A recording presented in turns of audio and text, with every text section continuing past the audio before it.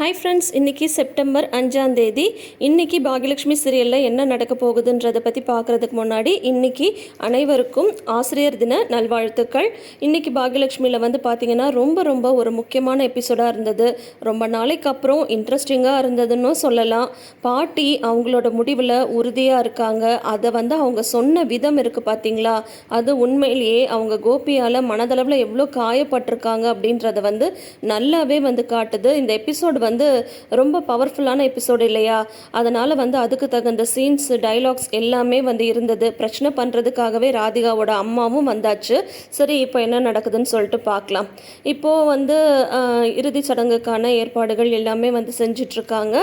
அப்போது பழனி, ஜோசப் இவங்கெல்லாம் உள்ளே வராங்க. வீட்டுக்குள்ளார வந்துட்டு இந்த மாதிரி சொல்கிறாங்க, நேரம் ஆகிட்டே இருக்குது, தாத்தா நல்லா வாழ்ந்தவங்க, ஸோ அவங்களுக்கு செய்ய வேண்டிய மரியாதையெல்லாம் நம்ம கரெக்டாக செஞ்சு இறுதி சடங்கை ஆரம்பிக்க வேண்டாமா, எல்லோரும் கொஞ்சம் மனசை தேத்திக்கோங்க, அதுக்குண்டான ஏற்பாடுகள் பண்ணலாம் அப்படின்னு சொல்லிட்டு சொல்கிறாங்க.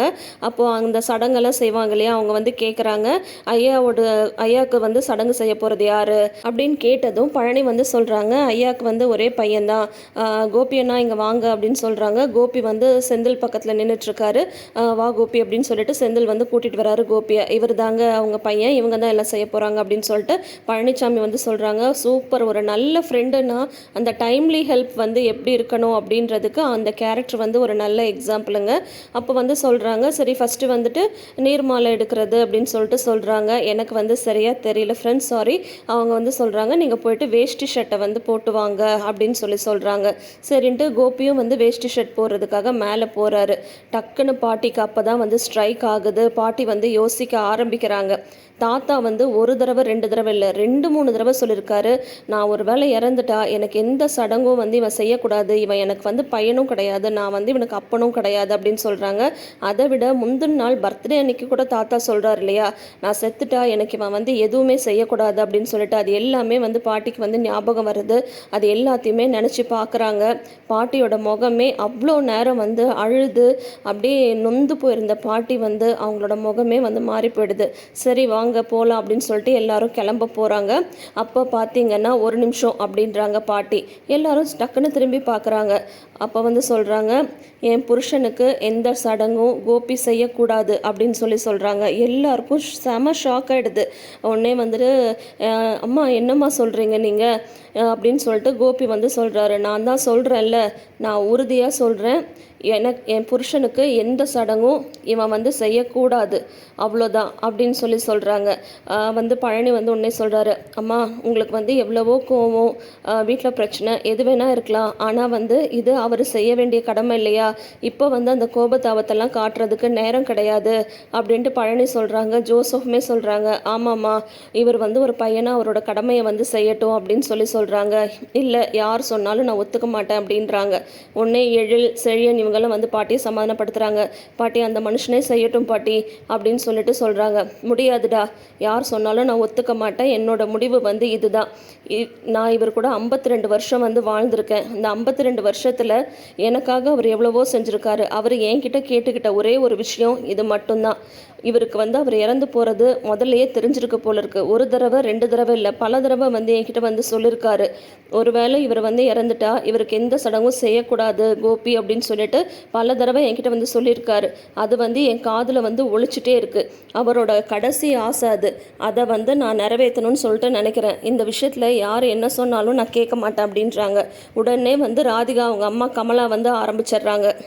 இது என்ன ஊர் உலகத்தில் இல்லை, அது அநியாயமாக இருக்குது, பெத்த பிள்ளைய சடங்கு செய்யக்கூடாதுன்னு யாராவது சொல்லுவாங்களா? இந்த நேரத்தில் தான் நீங்கள் இந்த மாதிரி வீம்பு பிடிப்பீங்களா? உங்கள் வீம்புக்கு ஒரு அளவில்லை, எந்த குடும்பத்துலேயும் நடக்காது, அக்கிரமெல்லாம் இந்த குடும்பத்தில் தான் நடக்கும் அப்படின்னு சொல்கிறாங்க. இங்கே யாரும் எனக்கு பஞ்சாயத்து பேச தேவையில்லை, பஞ்சாயத்து பேசுகிற அளவு நான் இப்போ தெம்பாக இல்லை, நொந்து போயிருக்கேன், நான் என்ன சொல்கிறேனோ அதுதான் அப்படின்ட்டு பாட்டி சொல்கிறாங்க. எல்லாரும் கன்வின்ஸ் பண்ண பார்க்குறாங்க. செல்வி முதற்க, அம்மா வேண்டாம்மா, யோசிச்சு பேசுங்கம்மா, இந்த இந்த நேரத்தில் எதுவுமே நீங்கள் காட்டாதீங்கம்மா அப்படின்ட்டு செல்வி கூட சொல்கிறாங்க. அப்புறம் வந்து பார்த்தீங்கன்னா ராதிகா சொல்கிறாங்க, நீங்கள் இப்படி பண்ணுறது கொஞ்சம் கூட சரியில்லை. கோபி மேலே உங்களுக்கு வந்து எவ்வளவோ கோவம் இருக்கலாம், ஆனால் இறுதி சடங்கு செய்யக்கூடாதுன்னு சொல்கிறது ரொம்ப ரொம்ப பெரிய தப்பு அப்படின்னு சொல்கிறாங்க. யாரும் எனக்கு எதுவும் சொல்ல தேவையில்லை, இது என் புருஷனோட ஆசை, இதை வந்து நான் கண்டிப்பாக நிறைவேற்றுவேன் அப்படின்னது கோபி வந்து சொல்கிறாங்க. முடியாதுமா, என்னால் இதை வந்து விட்டு கொடுக்க முடியாது. என் அப்பனுக்கு நான் என்ன செய்யணுமோ அதை நான் கண்டிப்பாக செய்ய தான் செய்வேன் அப்படின்றாங்க.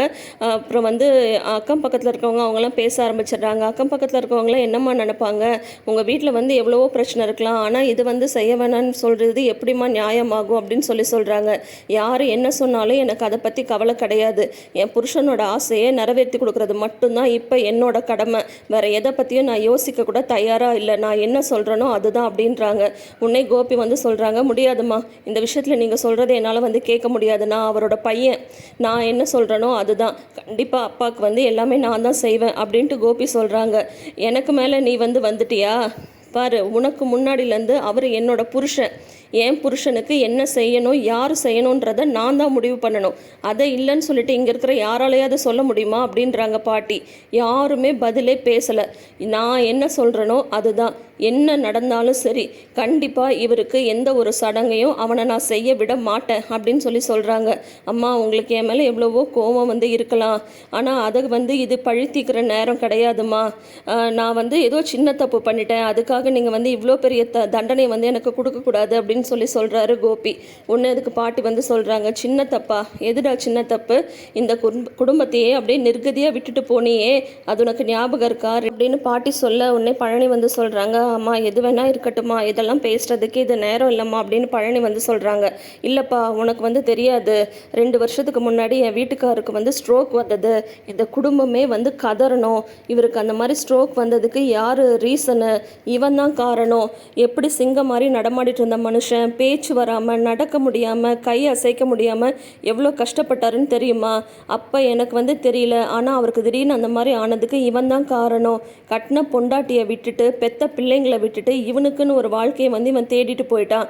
அப்போ இந்த ஊர் உலகத்தில் எத்தனை பேர் வந்து எங்களை அசிங்கமாக பேசியிருப்பாங்க, எவ்வளோ அவமானப்படுத்தியிருப்பாங்க. அப்போல்லாம் வந்து தெரியலையா? அப்போல்லாம் அக்கம் பக்கத்தில் இருக்கிறவங்க பேச்செல்லாம் நாங்கள் தானே வாங்கினோம். வயசானவங்களுக்கு கடைசி காலத்தில் என்ன வேணும்? நிம்மதியான வாழ்க்கை தான் வேணும். பசங்க, பேர பசங்க அப்படின்னு சொல்லிட்டு ஒரு நிம்மதியான வாழ்க்கை வேணும். ஆனால் எங்களுக்கு வந்து அது கிடைச்சதா? இவனால் அவமானமும் அசிங்கமும் தலைகுனிவும் தான் எங்களுக்கு வந்து கிடைச்சது. இவனால் எப்படியெல்லாம் நாங்கள் வந்து அவமானம் பண்ணுமோ எல்லாத்தையுமே நாங்கள் வந்து பார்த்துட்டோம். அதனால் கண்டிப்பாக இதுக்கு மேலே நான் வந்து கவலைப்படுறதுக்கு எதுவுமே கிடையாது. இவரே என்னை விட்டுட்டு போயிட்டாரு.